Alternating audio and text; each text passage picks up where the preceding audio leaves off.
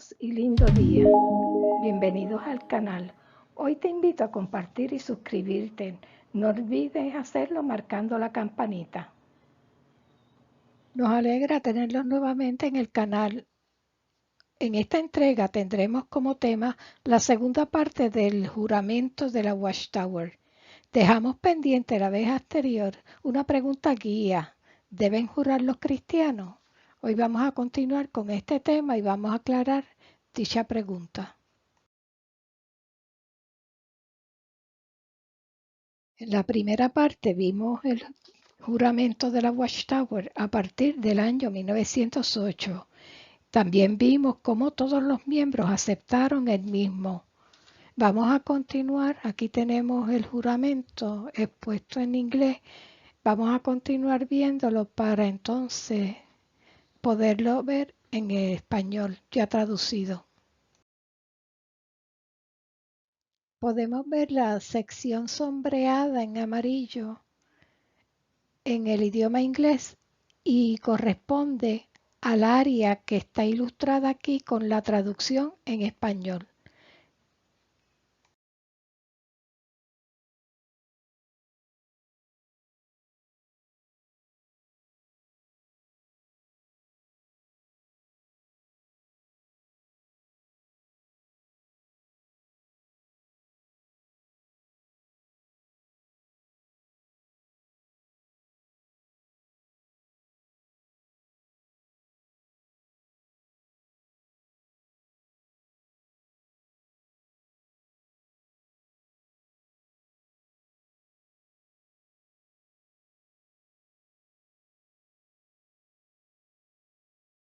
En la primera parte de la presentación del juramento nosotros vimos la carta que escribió el señor Hollister al pastor Charles T. Russell y la respuesta que él dio en la revista La Atalaya de Sion el 15 de junio de 1908 con un artículo titulado Pague sus votos al Señor, y él estaba haciendo referencia a los puntos que Hollister había señalado en la carta, los cuales eran que las conductas de las personas hacia aquellas del sexo opuesto, pues a la vista no era apropiada, según el señor Hollister, y el pastor Russell entonces respondió a dicho señalamiento, que las muestras de afecto a quienes no eran sus cónyuges, la situación que estaba dándose dentro de la congregación, donde las personas casadas pues estaban teniendo unas actitudes y unos acercamientos hacia otras personas pues que no eran su esposo o su esposa, y las consecuencias de tales actos siendo negligentes en brindar afecto a sus propios cónyuges. Según los ojos del señor Hollister, esto era algo que estaba rayando pues en molestia y escándalo, y por eso se lo había escrito al señor Russell de esa forma para que él tomara cartas en el asunto, y también expuso pues el lazo de Satanás oculto en estas acciones. Cuando Russell contesta, él le dedicó 2 páginas y media para contestar todas estas preguntas. Entonces utiliza a manera de pie forzado, o sea, para introducir el juramento como solución al asunto planteado por Hollister, y su respuesta se dividió en 3 secciones principales subtituladas: número 1, la respuesta del hermano Russell; la número 2, tentaciones de direcciones opuestas; número 3, cumplir tu voto, entre paréntesis, juramentos a Dios, porque la cuarta y la quinta parte del artículo fue dedicado más bien a propaganda y justificación del juramento, como vimos. El juramento acordado por la feligresía a instancias del pastor Russell, pues aún después de muerto él, en el año 1916, los estudiantes de la Biblia siguieron impulsando este juramento y lo siguieron haciendo, como se ve pues en esta revista del 1 de julio de 1922, y en la página 195 del volumen se encuentra donde se hace reseña de partes del juramento y se dedicó un estudio completo al mismo. en explicación y promoción del mismo dentro de la feligresía de la Congregación Cristiana de los Testigos de Jehová, que en aquel entonces eran pues los estudiantes de la Biblia. Así que de manera que este juramento estuvo mucho tiempo vigente en la congregación y por lo tanto requisito para todos los estudiantes de la Biblia. Tenemos aquí la diferencia entre juramento y voto. El voto es simplemente una promesa personal, mientras que un juramento es una promesa hecha ante alguna autoridad institucional. Y como vamos a ver subsiguientemente en esta presentación, vamos a analizar estos conceptos intrínsecos tanto de juramento como de voto.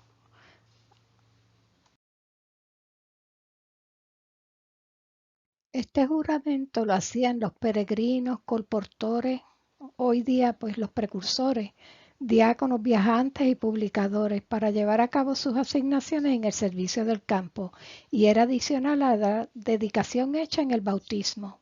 Lo mismo era para todo aquel que estuviera ejecutando actividades teocráticas, donde hubieran personas de sexo opuesto. Se cumple con el rasgo característico de un juramento que es por definición hacerlo ante alguna autoridad institucional, la cual en este caso es la Watchtower. La misma revista publicó los nombres de quienes aceptaron hacer el juramento como testimonio. La pregunta que quedó sobre el tintero fue esta: ¿debemos jurar los cristianos? Veremos esto en el desarrollo de la presentación El juramento de la Watchtower, parte 2. El volumen 2 de perspicacia, identificando tanto voto como juramento sobre voto, indica que es promesa solemne que se hace a Dios de llevar algún acto, ofrenda o dádiva, de aceptar un servicio o determinadas circunstancias o de abstenerse de ciertas cosas que en sí mismas no son ilícitas. Un voto era un acto voluntario. Como promesa solemne tiene la fuerza de un juramento y a veces las dos expresiones se emplean paralelamente en la Biblia. Mientras que el voto es una declaración de intención, el juramento se hace ante una autoridad superior en testimonio de la veracidad u obligatoriedad de la declaración. Entonces, respecto a juramento, explica que es una frase con la que se asegura o promete algo solemnemente y que con frecuencia implica poner a Dios por testigo o garante de lo que se dice o promete. En las escrituras hebreas se utilizan para indicar lo que nosotros entendemos por juramento o declaración jurada. El verbo hebreo relacionado a Shavah, que significa jurar, viene de la misma palabra hebrea para 7. De modo que jurar significa originalmente estar bajo el influjo de 7 cosas. La otra palabra es Alá, que significa juramento, maldición. También se puede traducir juramento de obligación. Tenemos que el diccionario de palabras hebreas y arameas de Strong en la página 7 define la palabra Alá de la siguiente manera.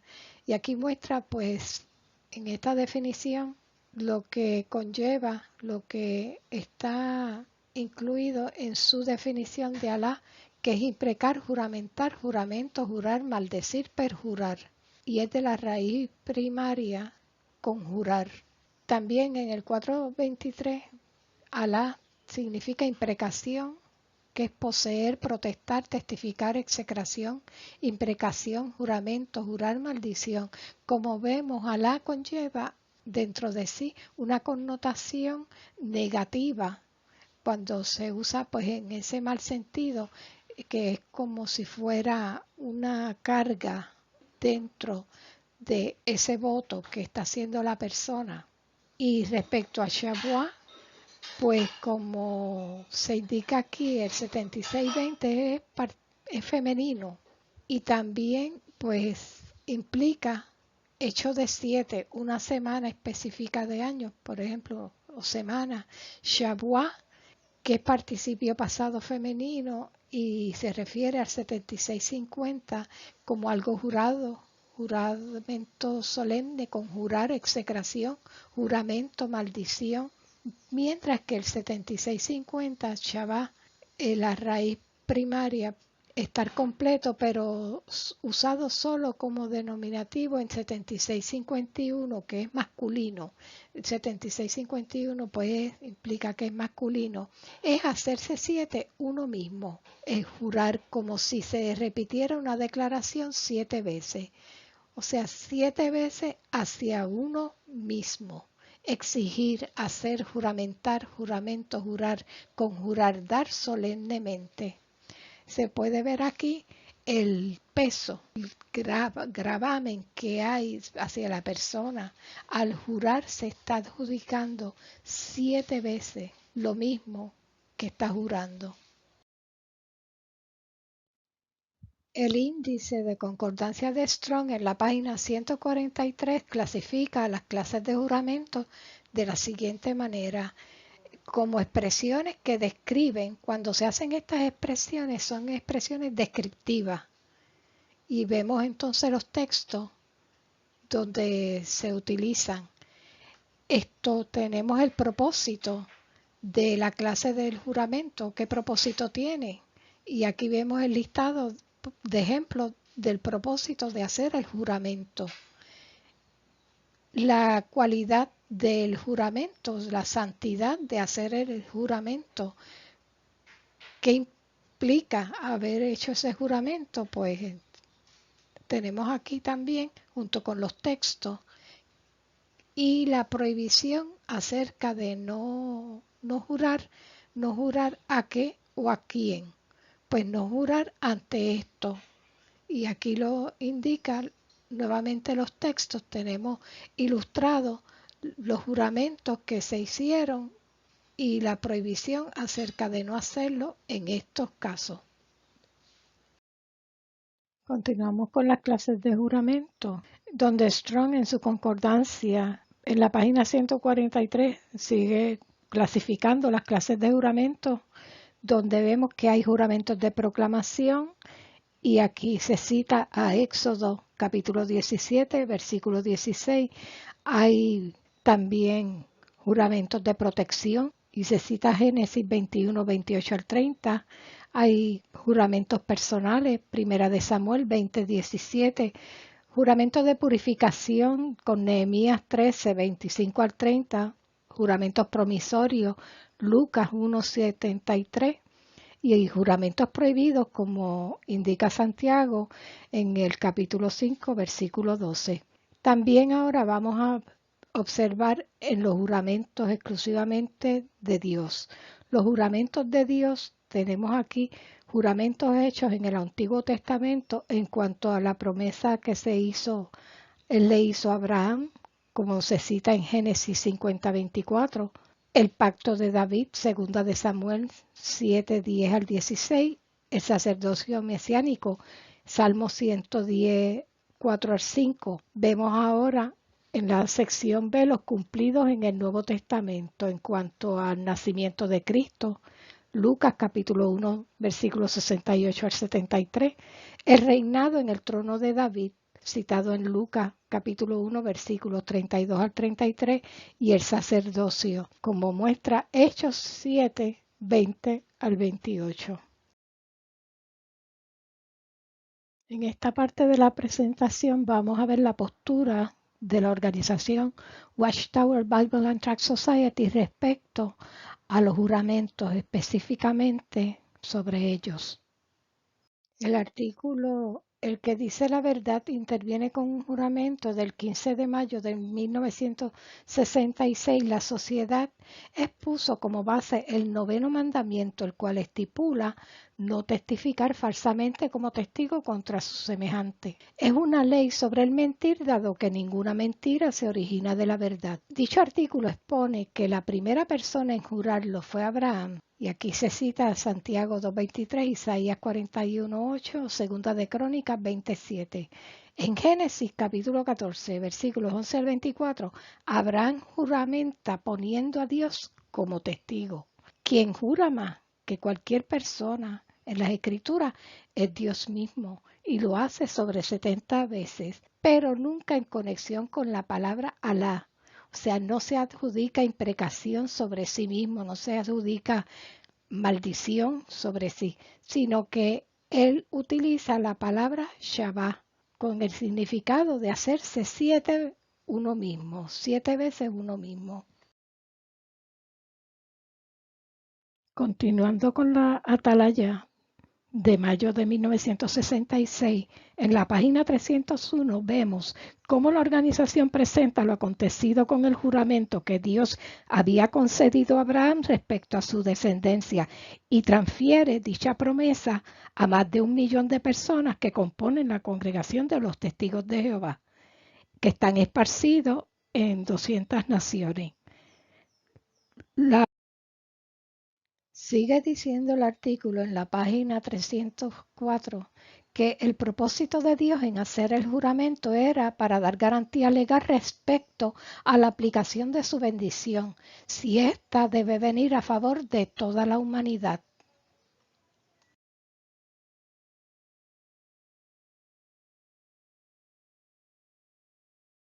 En la página 305, párrafo 32, aquí se explica cómo es que la grande muchedumbre de creyentes del globo terráqueo se manifiesta. Las otras ovejas mencionadas por Jesús en el Evangelio de Juan 10:16, pero que al presente son captados por la Watchtower.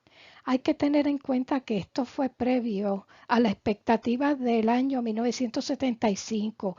El énfasis y presión que la Grey tenía sobre ella era constante y esta lectura hay que tomar en consideración este hecho. Hay que ver a través de los ojos de lo que esto representaba para estas personas en este entonces. Cuando explica que esta grande muchedumbre no se haga indolente, permanezca fiel y tenga aguante al igual que el resto espiritual, o sea, los ungidos, aquí están contenidos los dos componentes, el resto y las otras ovejas. Pero hay un solo elemento común que hay, que es que tienen que ser testigos de Jehová. Entonces, vemos que tiene sentido donde el párrafo 34 utiliza lo que es la inmutabilidad comparada a la palabra de Dios, conectando el juramento de Dios a Abraham como si fuese sido jurado a la Watchtower también. Y lo lindo de todo esto es que lo apuntala como con cierto aire de desafío, diciendo que al diablo los diablos que no lo crean y que esto es así, porque sí, porque la organización Watchtower lo dice y ya. Aquí no hay juramento que valga sino el que ellos aprueben. Mira qué tal, tremendo artículo. Y aquí tenemos una muestra de toda la literatura y todos los mensajes que se estaban llevando a través de asambleas. Tenemos aquí a Charles Sinutko que dio precisamente el discurso refiriéndose al 1975. Le exhorto a los que están viendo el video que vean el video que hizo el canal de Maroon, donde expone este discurso y una explicación excelente. También tenemos aquí lo que antes estaba prohibido, pues vemos que hoy es posible los símbolos patrios en los salones de reino en Chile. Así que nada debe sorprendernos.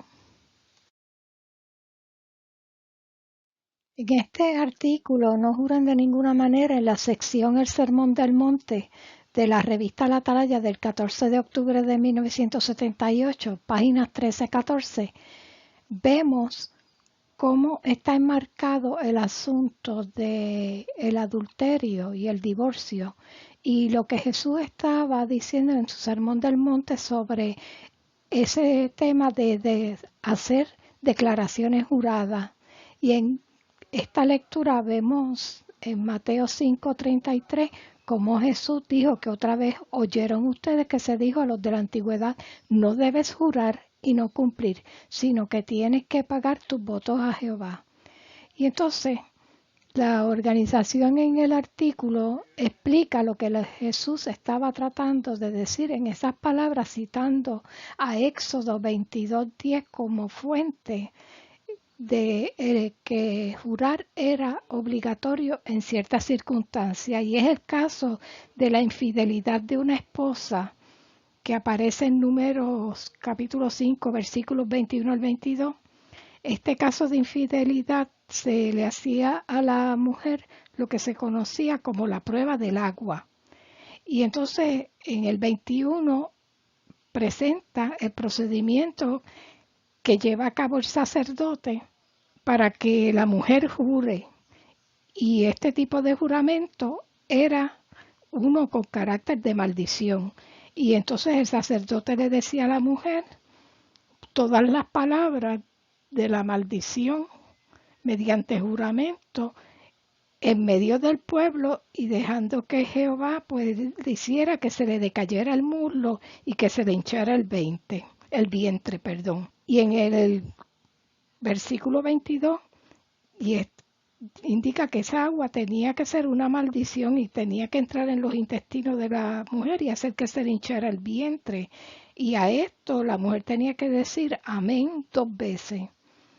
Y entonces en el caso de Éxodo 22:10 al 11, en caso de que fuera un hombre, pues si el hombre le dejaban a su cuidado un animal o un objeto o algo para que se lo cuidara, y el animal o el objeto, por ejemplo, el animal moría o el objeto se perdía o se lo robaban o algo pasaba, pues tenían que hacer un juramento frente al sacerdote.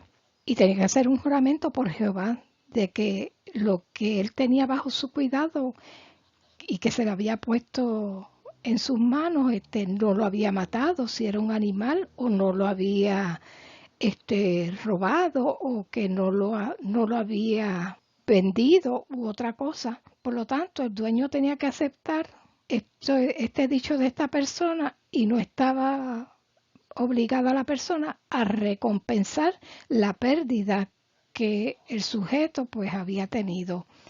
Y esto lo que representaba detrás de todas estas palabras, de todas estas ilustraciones, es que lo que estaba representado aquí era en el sistema de justicia. En el antiguo Israel era que la persona estaba expuesto a chamata. Chamata era la muerte tanto social como física, que era el castigo, el sistema de castigos y penalidades que había en el sistema de justicia en el antiguo Israel. Así que la sangre, la vida de la persona estaba juzgándose, y esta persona se automaldecía a sí misma a través de todos estos juramentos.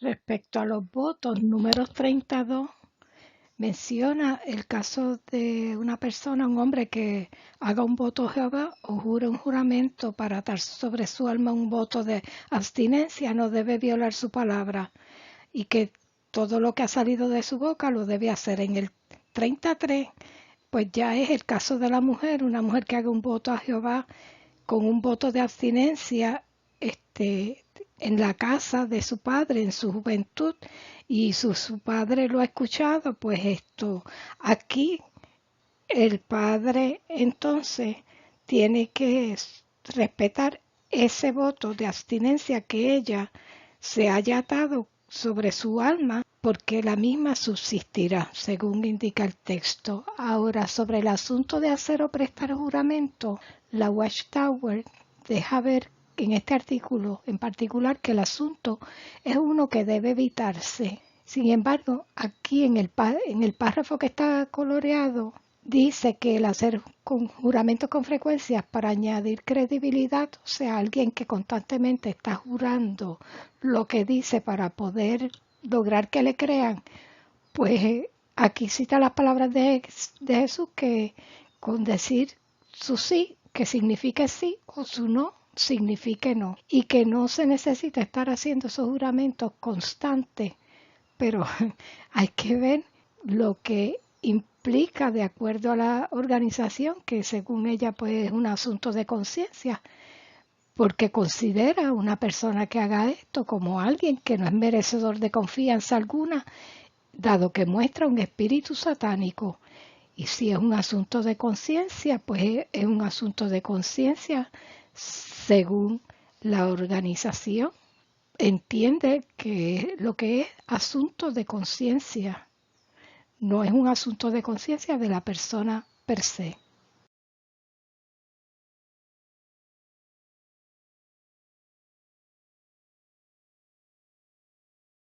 Según se presenta aquí el artículo sobre prestar juramentos, la organización explica, de acuerdo a su interpretación, el punto de vista bíblico sobre lo que Jesús dijo al respecto y que esas palabras no parecían estar dirigidas contra el prestar un juramento ante los tribunales. Aquí simplemente la organización despacha el asunto con ese. No parece que estas palabras fueran dirigidas en contra de prestar juramentos solemnes en los tribunales.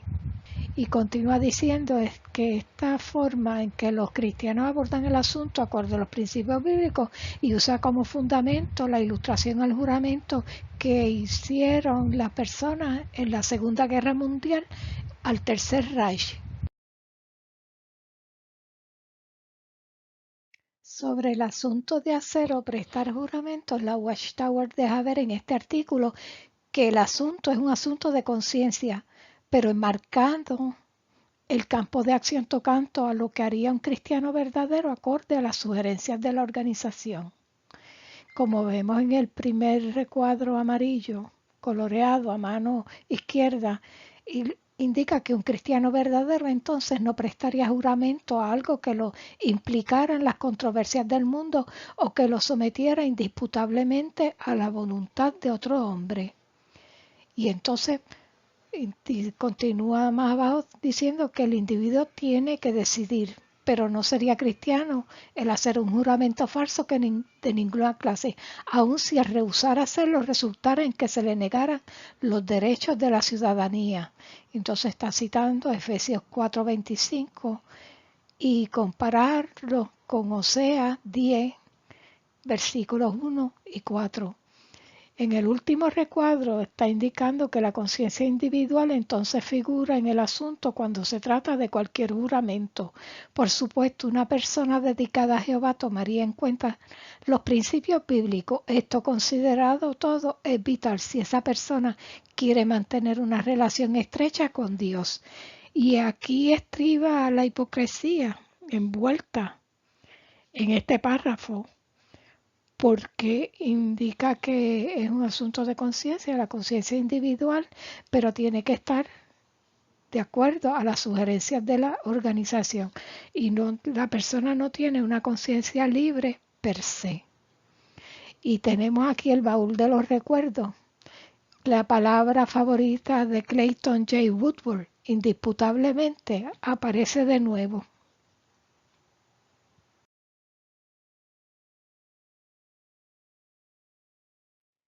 En la sección Preguntas de los lectores de la Atalaya del 15 de enero de 2003, la página 21 responde una pregunta sobre jurar con la Biblia para decir toda la verdad colocando la mano sobre ella.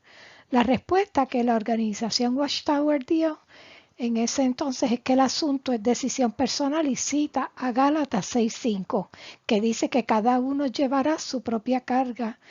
Como la base de la respuesta y representa el aspecto de la forma de colocar las manos en dicho acto, pues la revista da algunos detalles sobre ellos. Nuevamente indica que ni la Biblia ni Jesús condenan el prestar juramento ante un tribunal, pero esto es realmente así.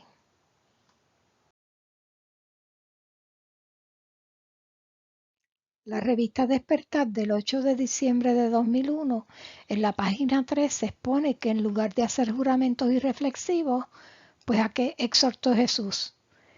Se cita Mateo 5:37 para indicar que aquello que se diga significa simplemente ello, el sí sí y el no no. Continúa explicando que más allá de esto proviene del maligno. Veamos entonces la postura de Jesús respecto a los juramentos, el tema que se está discutiendo en esta presentación.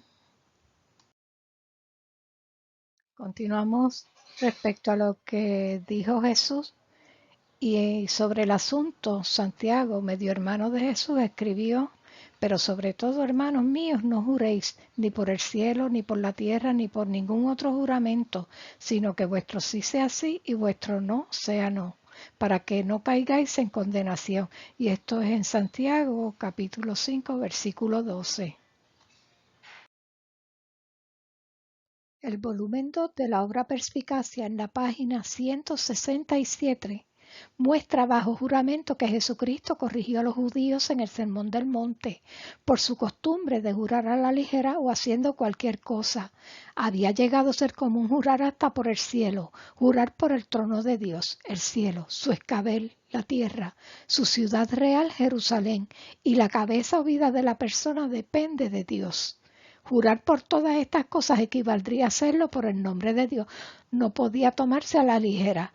Por eso Jesús dijo que simplemente su palabra sí, sí, su no, no, porque lo que excede de esto procede del inicuo.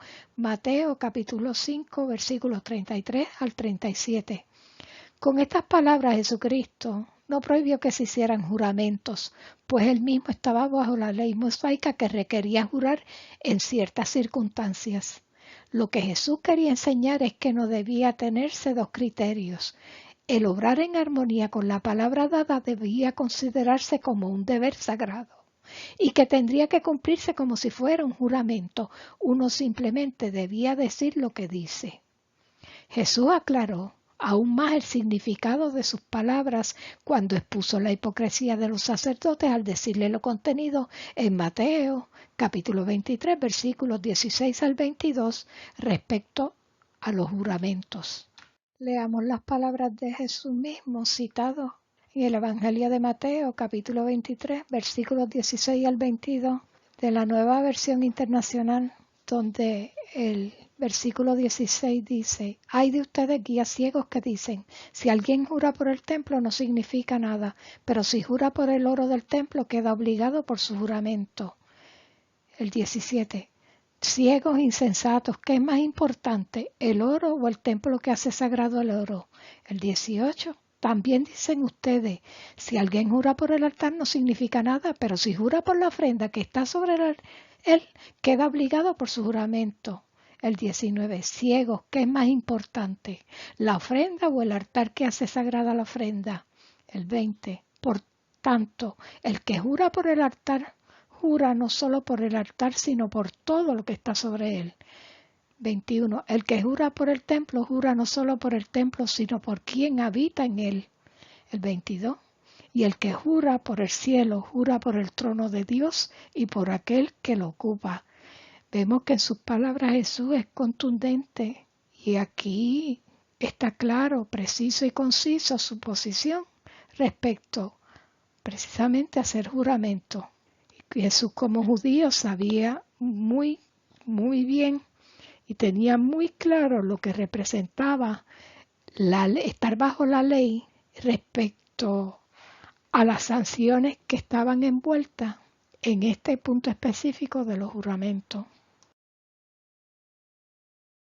A modo de comparativa de lo que dice el volumen 2 de la obra Perspicacia y lo que dice Jesús en Mateo capítulo 23 versículos 16 al 22, veamos el comentario del teólogo del siglo XVII Johann Albrecht Bengel, también conocido como Bengelius, en el Nomón, que está todavía en uso del Nuevo Testamento y en donde explica lo siguiente. La interpretación de los fariseos sobre los juramentos era falsa. A lo que se refiere Jesús en Mateo 5:33 no se encuentra en el Antiguo Testamento, ya que era parte de las tradiciones de los judíos y eran fundamentadas en la ley mosaica. Luego tenían todo un complejo sistema para aplicarlo. Por ejemplo, si la persona hacía un juramento en el nombre de Dios, no podía ser un perjurio, un juramento falso, ni faltar al mismo. Pero si juraba por el cielo o por la tierra o por Jerusalén o por la cabeza de uno, entonces podía violar dicho juramento. Decían, Como los cielos y la tierra pasarán, así pasará el juramento que los llama como testigos. De esa manera tenían excusa para la mentira y el engaño, mientras no juraran en el nombre de Dios. Y este comentario es muy esclarecedor porque podemos ver a través de él las incidencias ocultas, la forma que estaban obrando cuando tomaban los juramentos. Y por eso Jesús asumió la postura que asumió cuando lo señaló de la forma en que lo señaló. Entendemos entonces la postura tan contundente de Jesús que tomaba en cada una de estas formas de hacerse los juramentos, donde las personas por falta de conciencia lo hacían. Sin embargo, él, con conocimiento pleno, ordenó y ayudó a las personas a que vieran responsablemente lo que estaban haciendo con sus propias palabras, poniéndose un yugo, poniéndose una fuerte piedra en sus espaldas, en su cabeza, en su forma de vida, por causa de la inconsciencia de usar las palabras de forma sin conciencia ni responsabilidad.